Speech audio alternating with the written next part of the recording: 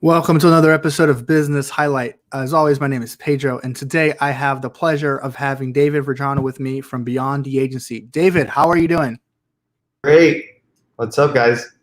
Hey, so me and David know each other for a while, so I'm kind of excited I was able to bring him on the show and talk some marketing and some just things that we've always talked about in the past, but now being able to do it in a show, it's great.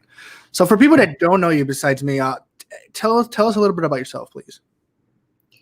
Well, as I said, my name is David Verjano. I'm born and raised in Miami, Florida.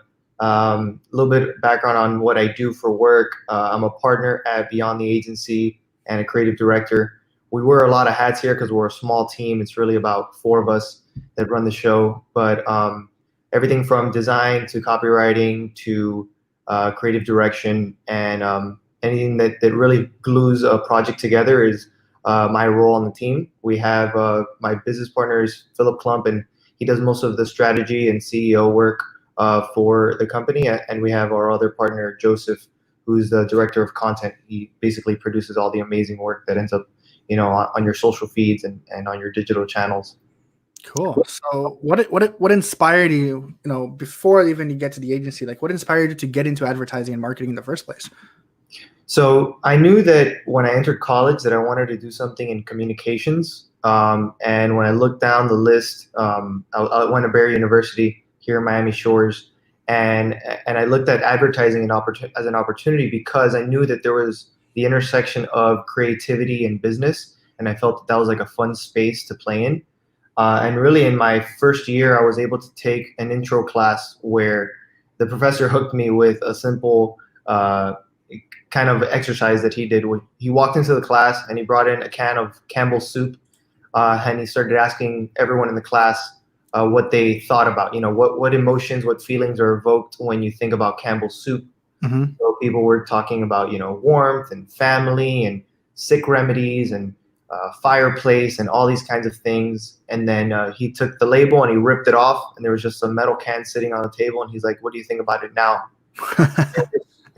It really made me like second guess. I was like, wow, the power of branding, the power of what it is to build something and associations with a business, a brand that you can do over the course of time is an amazing, powerful thing.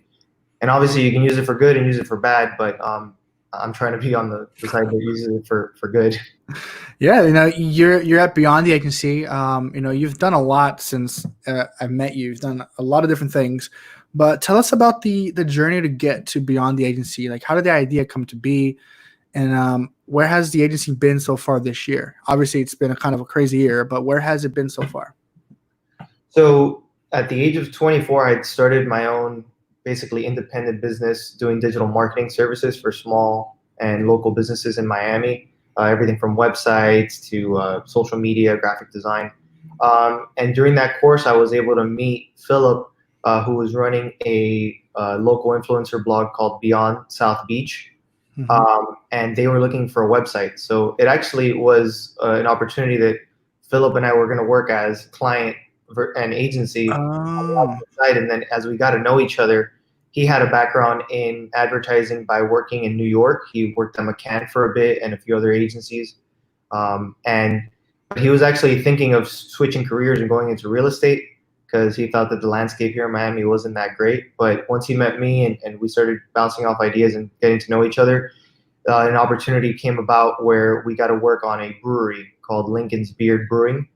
And they wanted everything from doing their design, their creative direction, their social media, everything really, managing their entire brand. And we started working together, and within 6 months, we were able to do some amazing results for them. We were able to almost double their revenues strictly just doing a creative campaign that was run on social media. So that's really the start of it. And it really, we were able to win some awards from that, and that got us into talks with other local breweries and other food and beverage brands in South Florida. And we started building from there. That was about 4 years ago. And if you fast forward to today, as of last year, we actually started working with our first national account, which is a brand called Seedlip, and they are a non-alcoholic spirit that's owned by Diageo. And for those that don't know Diageo is like the second largest holding company of liquor brands. They have Johnny Walker, Patron, Oban, Wow. a ton of like big brands that you might have known. So they actually started once they saw Seedlip on the rise, which that brand started in 2014. They made a majority stake purchase of the brand, and now they're under the portfolio. And we've been lucky to work with them, and we've actually been growing during this time because of since they are a non-alcoholic spirit, they don't abide by the same rules of alcohol where you have to do there's a three-tier system. You basically need a distributor, a middleman to be able to sell the actual spirit. Right. And so since we don't have that rule, we can sell directly online and treat it like an e-commerce store. So we've been able to track all our results and track everything we've done on their website. So the Wow. creative work that we've done and pushed on Facebook, Instagram, Google has translated into results for them, and we're really happy with them. That's awesome. So I'm assuming there's an area that you guys specialize in. What would you say is the area of specialization that you guys have? We actually focus on food and beverage and direct-to-consumer brands. So direct-to-consumer meaning anything that has an e-commerce element, essentially. Mm-hmm. Um, when you think of a lot of brands now, they start off as direct-to-consumer because of the overhead and the entire way of building the brand. And especially in times like this, you see the power of having a really strong e-commerce element. Yeah, for sure. It's really powerful to have that in place and know that you can drive your customers to a home base like your website, Mm-hmm. and being able to track that is also what's awesome about it, because a lot of advertising was unknown in the sense of how much you can attribute to what was working or what wasn't. With this, at least you can show like how much traffic went to the site, who converted, how much time they spent on it, all that kind of stuff. Cool. Again, guys, we're talking to David from Beyond the Agency. If you guys want to reach out to him, his email is david@beyondtheagency.co, not .com, .co. It's right there below on the screen. People got it confused. I got it confused a couple of times, but he explained it to me and it made sense. Yeah. David, what has the agency been doing to help the brands navigate through like the media landscape going on right now? It's very different. Like, we were talking off the air. It's a lot has changed in even 7 years since we've talked to each other, like we've known each other. So like a lot of media and things have changed as well. So what have you guys been doing to help brands navigate through that? So there's always an educational phase initially when we're talking and onboarding new clients, really getting them aware as to, especially when it comes to social media, how platforms like Facebook and Instagram have become very pay to play. The organic reach is super low for brands, so it's tough to build it from scratch. Yeah. And going the route of influencer marketing can be very murky. So it depends on who you're working with and how much actual influence those people have with their audience. So for us, we've seen a lot of success with Facebook ads and Instagram ads because of the level of targeting that you can do with that. In the sense that if you don't want your ad to fall in front, especially if we're talking to people who are interested in non-alcoholic spirits, we're not going to be targeting people that are avid, people that attend bars and love spirits. Right. Yeah. We would exclude those people so that it's something that's not relevant to them. It wouldn't make sense to hit them with that. Mm-hmm. So for us, it's really about making sure that the client understands how you can reach these people in a very granular and specific manner, the kind of messages that you can test out and see what works and what doesn't. And that's specific to, Facebook and Instagram. We also manage like Google, where it's really about search terms and what people are searching for and what other brands are competing for those keywords. But really from the digital standpoint, it's understanding the holistic ecosystem that you're in. And it's not just about having one platform and being great at it. While that's good to have as a strong point, it's good to be holistic and knowing that your brand exists outside of Facebook. It exists outside of Google too.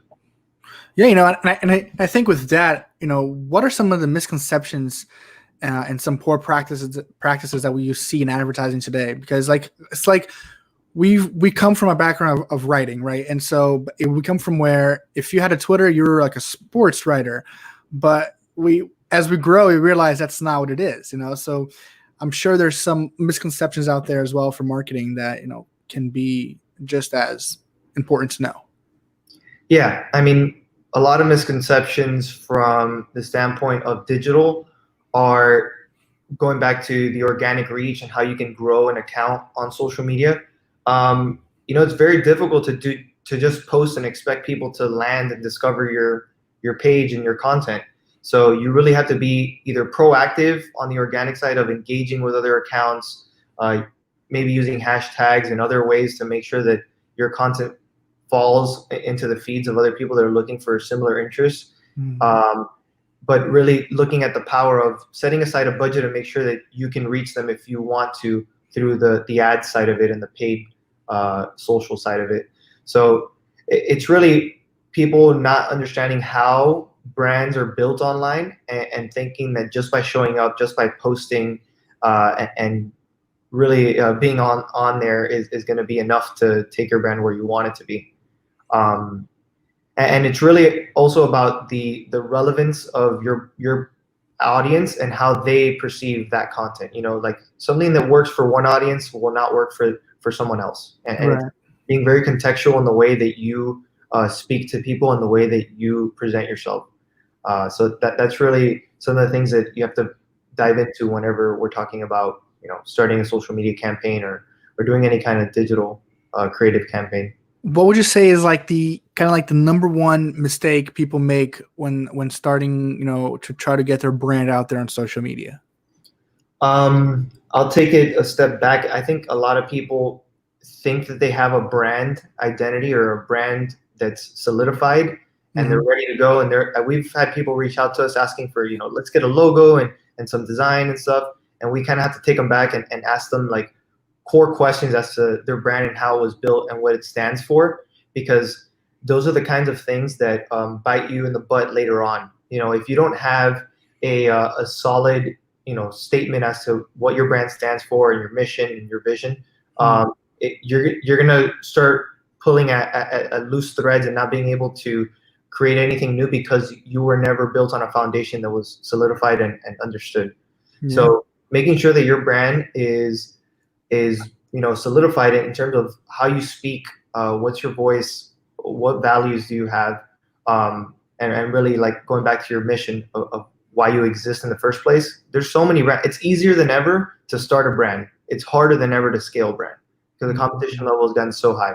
So it's really about making sure that you have all your stuff put together before you go to market, and it's not just about existing on social media. Yeah. While we're talking about some misconceptions of things that happen, like that people have about advertising, there's also some good principles that still ring true today from back in the day. So, like, what do you think are some of the, like, let's say two, principles that are still true today to marketing that it was 8 years ago or whatever? I mean, I would say that using insight driven messages and insight driven creative are some of those powerful things that you can do. Um, like even if you go back to a campaign like Got Milk, if Hmm. you look at the strategic thought behind a campaign like that, it uh, the agency that was tasked with creating it, they realized that it wasn't that milk was the main player and that everyone sought milk on its own. It was that in the absence of milk is where you really saw the power and the demand for milk. And Yeah. that's why you saw those ads where the guy's on the line because he's on a radio show, he's answering $1 million question, and he just ate a cookie or a peanut butter sandwich, and he's trying to answer, but his mouth is full and he doesn't have milk to wash it down. Yeah. And so it was those kinds of messages showing like it was really in the absence of milk that you really found the power to like Got Milk. Hmm. That's So good. and that can translate to today. The insight of how people are behaving now. We're going to learn a lot about how people have shifted their behaviors during the pandemic. That will translate into something that's powerful and that people resonate with because it's really tying to a human truth, a human insight that we all can pretty much align with. Yeah, no, for sure. And I think we touched on it a little bit. Obviously we got this pandemic going on around us. It might look like it's normal, but it's not. How to like how has the marketing and advertising world really has changed during this pandemic? Well, I've definitely heard of a lot of agencies had to cut back, mainly because their clients have had to make decisions financially with their budgets. Luckily, we've been able to stay on board with our client, but it's also been a little bit difficult to bring on new clients. Hmm. Everyone's being a little bit cautious about their money. Oh, for So sure. that's definitely a big point that's changed. Um, but at the same time, the importance of making sure that your digital presence is solidified and that you have something strong like your website, your social media, your email marketing, all that kind of stuff is still going strong, or that you're building it so that moving forward, if there ever is another pandemic or anything else Yeah. where your storefront goes down, you have something else where people can reach you and still engage with them. And I think that's a big thing going on now. Ever since March that we've been kind of quarantined, everyone hasn't been able to do much. You see a rise in, like, I'm on Instagram and I see 4 or 5 different Instagram lives. I see 5 or 6 different Yeah. Facebook lives because I see people now. I don't know. It could be, I don't know. It could be either one, they just miss talking to people, or it could be two, they're understanding that, hey, I don't have a storefront anymore and I Mhm. need to get myself into the bigger storefront, which is the internet, you know? Yeah. No, absolutely. And we were talking about this earlier about the rise of podcasts.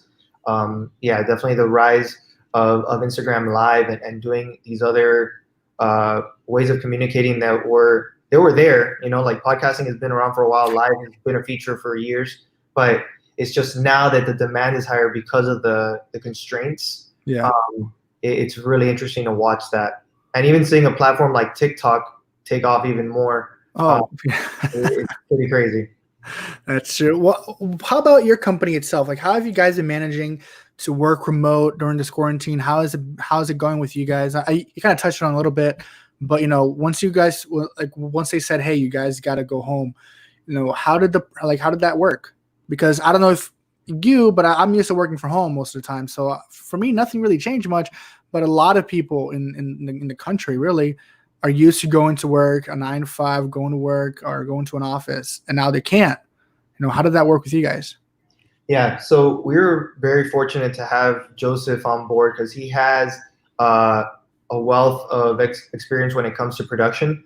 He's worked with way bigger brands like TNT, Telemundo, Univision, Mm, and other big commercial brands. So he knows in terms of like how to operate in certain situations, and when it comes to equipment, gear, and crews, how to scale up and scale down depending on the project. Fortunately for us, a lot of the work we do is in studio in terms of the stuff that we produce video wise. And you don't need too much of a space other than enough room to set up a table, lighting, and the set. And actually, as this was all happening, we were in the middle of a shoot and we basically had to cut it midway. And Joseph was able to reproduce the set in his house, in his living room, wow. and we were still able to execute and actually deliver the stuff basically on the same timeline that we had set That's despite awesome. everything going on. So it was impressive to see that happen and show that we can be nimble and adaptive to these kinds of situations. Yeah. While we didn't know what was really going to happen, it was it was cool to see that it actually worked out. So yeah, I mean, our equipment, we're able to, whether we go off site and we have to, secure space and get talent, we could do that. But a lot of the work we've been doing has been in studio and tabletop and using stuff that, props and sets that we can build in house. Have you seen a change in, like, in the things that customers are asking for? Maybe before they were asking to do certain things, and now, because of everything going on, they changed their strategy kind of in a way. Well, I mean, I think they've just asked for more or realized the importance of certain, efforts that we've been doing for them. Hmm. Um, so if it's, a certain kind of commercial or creative spot that we created that was doing well, if we could reproduce it and make sure that we polish it and double down on what's worked so that we can make sure that we keep things fresh online. Um, that kind of work is becoming more and more relevant because of the cycle. Like you get hit with so many pieces of content on your feed. Yeah. If you see the same thing over and over, you're going to get bored of it. While reinforcement is still a powerful thing, you don't see something once and immediately remember it unless it's that powerful. Mm. So it's really about making sure that you have like sequential storytelling and being able to hit people from different angles in terms of showing what your brand stands for, Yeah. how you can connect with them, and these different offers that you might have. So I'm hearing you talk a lot about things you've done with different companies. Now it made me interested. Do you have a favorite thing that you've done with a brand, like a favorite commercial or a favorite spot that a brand that you did with that stood out to you the most in your career? Yeah, I think it was actually when we first started working together with Lincoln's Beard Brewing. The one of the main partners there, and he was like our main point of contact. He gave us like full creative reign on that account. He actually said this phrase. He goes, "If your advertising gets me arrested, I like it." And obviously, he was being a little bit exaggerated, but that's just his attitude, and he's very quirky, outgoing guy himself. So when we were able to build their brand, they didn't really have anything other than a name and a logo. We looked at all the other breweries around, and we're like, you know what? You guys are different. You guys are the weirdos in town in a positive way.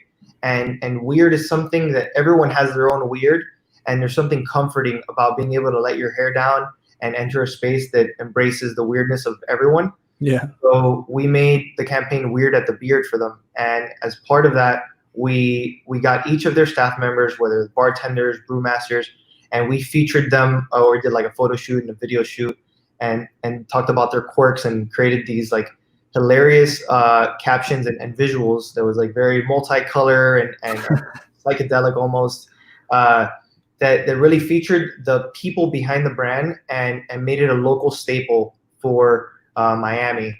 So that campaign actually helped us win a few awards, and Cool. we did a case study that we submitted that was actually shortlisted with brands like Pantene and Heinz, and Wow. it was insane for us to be able to like strategically show how we brought a small brand the level of thinking that some agencies bring to way bigger brands. Wow. Thank you. Good deal. David, we're talking to David, as you guys can assume, because his name's right there, from Beyond the Agency. If you're interested in seeing more of what their agency do, just check out their Instagram. It's just at Beyond the Agency. Or just if you want to shoot him a message, his email is david@beyondtheagency.co. David, before I let you go, because it's been a great time catching up with you, but if you could give your younger self some advice, what would that be and why? Well, I mean, I'm not the kind of person that looks back and regrets a lot of things that I've done. I always feel like there is some sort of insight and learning curve. If there's anything that I would tell myself is to reach out to more people that are higher above and people that you potentially see as mentors and figures that are subject matter experts. Because when you are on your own and you're starting your own company, you are your ceiling, and if you don't have anyone else to pull you up and give you a vision as to like what you can grow to, it becomes difficult and you can get lost along the way. I mean, there's definitely been times where I've thought to myself like, what am I doing? You feel stagnant, you feel like things aren't going in a certain trajectory, and I feel like if I had someone that was a little bit more senior than me around me, that it could have helped out. But always in hindsight, Yeah, sure. 2020. But I think it's good to just make sure that you're always seeking out knowledge, seeking out advice from others that have experience that you don't have, and surround yourself with people that are going to motivate you and inspire you. Awesome. That's good stuff. It's good stuff. It's not about feeling bad about what you've done. It's just about like learning. If you could learn, it's like I always say, if I went back to high school with the knowledge I have today, like I'd be unstoppable. Yeah, exactly. But that's awesome. David, thank you so much for taking your time out of today to chat with us. Great stuff. I mean, I learned some stuff that I wasn't expecting to learn, so I'm sure some people learned them as well. Again, thank you so much for coming on. And if you guys are interested, reach out to him. His email is right below. But then, yeah, so I'm gonna sign you off because I'm gonna close the show in a second. But thank you so much, David. Appreciate it. Take care. Take care. All right, guys.